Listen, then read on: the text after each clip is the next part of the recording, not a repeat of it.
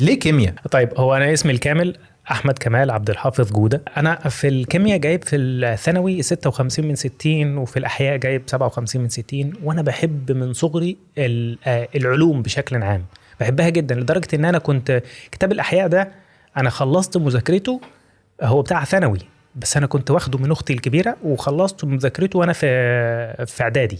يعني انا كنت في اعدادي وهي كانت في ثانوي، فانا كنت بحب العلوم بشكل عام. دخلت الكليه لقيت نفسي لما باجي اتكلم وسط اصحابي دراسه العلوم وتعمقي في دراستها، من سواء من كتب التعليم او كتب التعليم الازهري او من الكتب الخارجيه، اثرت على طريقتي في الكلام.